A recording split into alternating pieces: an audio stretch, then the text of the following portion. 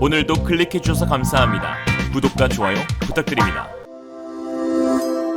Realism. 중국의 철저한 고립이 시작되었다. 과거 붕괴되었던 소련의 전철을 밟을 것. 방탄소년단의 기획사인 하이브가 또 다른 세계적인 아티스트 그룹을 결성하기 위해 공개한 국제 오디션 포스터 속에서 세계 각국의 오디션 개최 일정 중 중국만 배제해 이목을 끌고 있습니다. 반면 싱가포르와 대만에서의 오디션 일정이 있어 의도적인 하이브의 전략이라는 분석이 나오고 있는데요. 네티즌들은 역시 세계적인 그룹을 키워낸 기획사답다. 중국인 멤버가 포함되는 순간 절대 인류가 될 수 없다고 긍정적인 반응을 보였습니다. 하이브의 이러한 조치는 최근 몇 년간 국내 K-팝에는 중국인 멤버가 포함된 그룹이 많아지고 있는 것을 고려하면 상당히 이례적입니다. 특히 아이돌 그룹에 중국인 멤버를 포함시킨다면 자연스럽게 따라 들어오는 중국 자본이 막대해 K-팝 시장에서 대형 기획사는 물론 중소기획사의 중국인 멤버 포함은 기본이 되어가고 있는 추세입니다. 그러나 최근 들어 엔터테인먼트 사업에서 중국 자본의 위험성이 부각되기 시작하였습니다. 중국인 멤버들을 대거 합류시킨 엔터테인먼트들이 몇 년 전부터 꾸준히 애를 먹고 있기 때문인데요. 계약 기간이 남아있음에도 인지도를 쌓자 무단으로 탈퇴해 개인 활동을 하는 중국인이 있는가 하면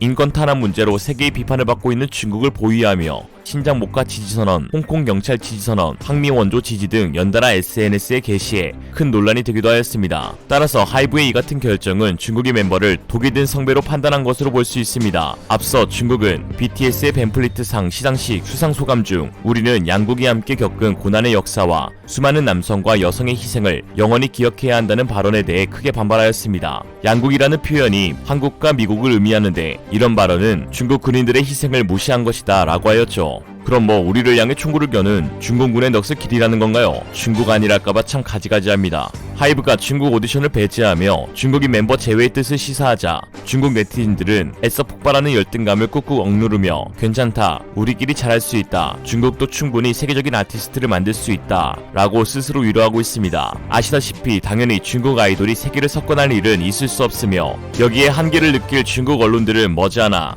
알고 보니 BTS는 중국인이라는 헛소리를 할 게 뻔하죠. 한 국가의 국력이 단순히 경제력, 군사력으로 치부되는 시기는 이미 오래전에 지났습니다. 군사력과 경제력을 앞세워 국가 영향력을 끼치는 하드파워와 함께 문화, 이념, 외교정책 등을 바탕으로 설득과 동의의 과정을 통해 외교적 목적을 달성하는 힘인 소프트파워의 존재 유무에 국가의 경쟁력이 달려있다고 볼 수 있죠. 중국이 우리는 부자다, 우리 군사력이 세계 최고다, 앞만 자랑해도 중국을 선진국으로 여기며 본받고 싶어하는 나라는 단 한 곳도 없습니다. 바로 소프트파워가 전세계 꼴찌라고 해도 과언이 아니기 때문이죠. 중국도 이에 대해 심각하게 고민하고 정부 사업으로 키워 적극적으로 투자에 나섰지만 호감이라는 것이 노력한다고 되는 것이 아닙니다. 그냥 봐도 사랑에 빠질 만한 사람이 있는가 한 반면 아무리 좋은 표정으로 다가와도 그냥 죽방 한 대 꽂아주고 싶은 사람이 있는 것처럼 말입니다. 그래서인지 중국은 명실상부 소프트파워 초강국인 한국에 대한 강한 열등감을 지니고 있습니다. 그리고 이제 부러움의 단계를 넘어 빼앗으려 하고 있죠. 지난 2017년 4월 미중 정상회담에서 시진핑은 한국은 사실 중국의 일부였다 라고 말하기도 하였습니다.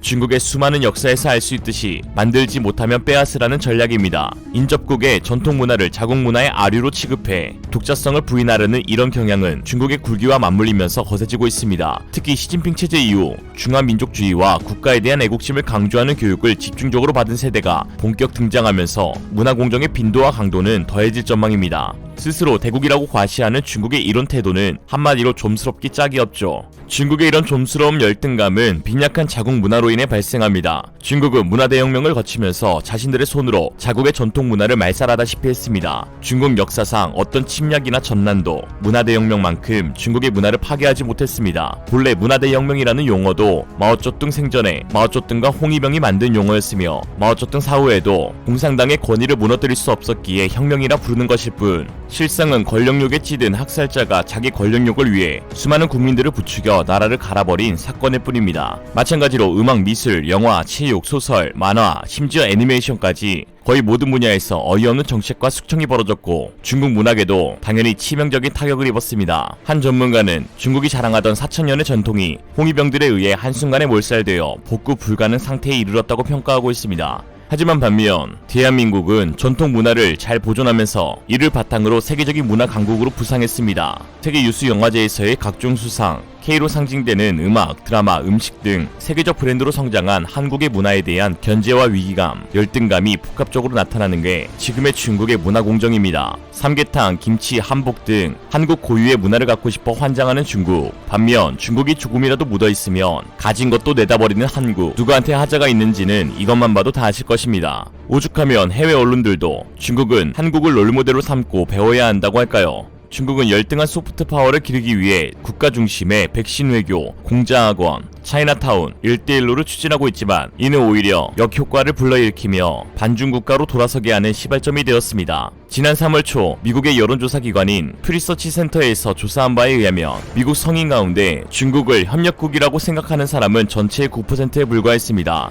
나머지 55%는 중국을 경쟁자로 대했고 34%는 심지어 중국을 적으로 규정했습니다. 중국이 걸핏하면 다른 나라들의 외교 정치적 보복수단으로 써온 보이콧이 부메랑이 되어 이제는 중국으로 향하고 있습니다. 동남아, 인도, 영국 등에서 싹튼 반중 정서는 메이드 인 차이나 제품 불매운동은 물론 중국 기업이 참여하는 프로젝트 철회까지 보이콧 움직임이 다방면으로 확산되고 있습니다. 중국산 제품 보이콧 움직임이 가장 두드러지는 곳은 인도인데요. 인도 북부 라다크 지역 분쟁 지역 가르완계국에서 인도군과 중국군이 난투극을 벌여 인도군 20명이 사망하면서 인도에서는 반중 정서가 들불처럼 번지고 있습니다. 정부와 민간 모두 메이드 인 차이나 거부에 힘을 합하는 모양새입니다. 인도 뭄바이의 마하라슈트라주 정부는 500억 루피 약 8천억 원 규모의 중국 기업 투자를 보류했고 인도 국영 통신업체는 5G 네트워크 구축 사업에서 중국 기업을 배제했고 인도 무역협회는 온 국민이 중국에 극도로 화가 난 상태라면서 중국이 군사적, 경제적 이익을 얻는 것을 막아낼 것이라고 밝혔습니다. 이런 가운데 인도인들은 중국산 물품 퇴출 운동과 함께 중국 정보기술, 테크 서비스를 거부하면서 중국산 스마트폰과 애플리케이션 앱은 퇴출 1순위가 되었습니다. 작년 4분기 인도 스마트폰 판매량의 81%를 중국 제품이 차지한 만큼 보이콧으로 중국 기업이 받는 타격도 클 것이라고 월스트리트저널은 내다봤습니다. 중국산 앱을 스마트폰에서 자동으로 찾아내 삭제해주는 앱도 500만 건이나 다운로드됐습니다. 영국에서도 중국 보이콧 여론이 확산되고 있는데요. 중국이 코로나19 발생 초기 정보를 은폐해 팬데믹을 몰고 왔다는 책임론이 부상한 데다 홍콩 국가보안법 처리까지 강행하면서 중국의 우호적인 여론을 찾아보기 힘들어졌습니다. 작년에만 해도 영국 정부는 중국 화웨이에 점유율 35%를 넘지 않은 선에서 5G 통신망 장비 도입을 허용하려 했지만 현재는 집권보수당의 반대 목소리가 특히 높아 의회 승인이 불투명해졌습니다. 유럽연합에서도 차이나머니를 경계하는 다양한 법안이 추진되는 등 보이콧 움직임은 지구촌 곳곳에서 감지됩니다. 월스트리트저널은 중국이 각국에 써먹던 보이콧 무기가 이번엔 베이징을 겨냥하고 있다며 이러한 움직임은 빠르게 중국을 고립시킬 것이며 제2의 소련 사태를 불러일으킬 수 있다고 지적했습니다. 16국 가나요? 가자! 중국 내에서도 이런 문제에 대해 우려하는 목소리가 나오고는 있습니다. 중국의 변호사, 연설가, 시민기자로 활동하는 춘추스는 연설 오디션 예능 프로그램에 참가하여 중국의 대국 굴기는 완전한 실패이며 오히려 옹졸함을 가진 소국이라고 지칭하였습니다. 우리는 원래부터 대국이었습니다. 그런데 어쩔 때 우리의 모습이 조금 옹졸하게 보일 때가 있습니다. 우리 사이에 아주 나쁜 습관이 하나 있는데요. 한국인을 부를 때 아주 듣기 거북한 별명을 쓰곤 하죠. 전 솔직히 이런 민족 우월감이 대체 어디서 나오는지 모르겠어요. 우리는 왜 한국인을 경멸하는 거죠? 우리의 식품이 그들보다 더 안전해서, 아니면 우리의 공기가 거기보다 더 깨끗해서, 우리가 그들보다 축구를 잘해서, 아니면 그들보다 평균 소득이 더 높아서. 한중 양국은 현재 서로 중요한 무역 파트너입니다. 수출이 무역뿐만 아니라 소프트파워 경쟁 단계까지 왔습니다. 한국은 우리에게 많은 문화상품을 수출하고 있죠. 그럼 우리가 한국에 수출한 건 뭘까요? 탕웨이. 어떤 사람은 이렇게 말합니다. 천추스, 너희 문화 사대주의자야. 남의 기세는 세우고 자기 위세는 꺾는 놈. 우리 중국이 한국보다 선두인 게 얼마나 많은데, 우리의 정보통신기술, 항공기술, 우리가 발사한 위성만 몇 대인데, 맞지? 한국이 어디 비교가 돼? 그렇죠. 한국은 비교가 안 되죠. 그런데 혹시 저한테 설명해 주실 수 있나요? 왜 서울의 모든 3G, 4G가 북경보다 빠른지, 우리가 보낸 그 수많은 위성들은 대체 뭐 하고 있는 건지, 위성을 하늘에까지 보내서 사천선 게임을 하는 건가요? 경제 문제를 말하는 건 사실 별 재미가 없습니다. 사람들이 뭘 말하면 우린 이렇게 말하죠. 너네 환경오염이 우리 돈 있잖아. 법제 건설이 우리 돈 있잖아. 너네 의료가 우리 돈 있잖아. 아니 돈이 있는데 왜 대체 이런 것들을 잘 해결하지 못한 거야? 돈 벌기 바쁘잖아. 이처럼 그는 중국의 현실을 있는 대로 깨알같이 디스하였는데요. 한국에서는 이러한 점을 들어 쉬샤오둔과 함께 진정한 중국인이라며 칭찬하는 몇 안 되는 사람입니다. 이런 진정한 중국인이 자꾸 늘어나면 중국은 크게 변해 진정한 선진국 반열에 오르게 될 것입니다. 그래서 진짜 중국이 정신이라도 차려서 개몽하게 되면 어떻게 하나 고민도 되는데요. 그러나 중국은 역시 중국입니다.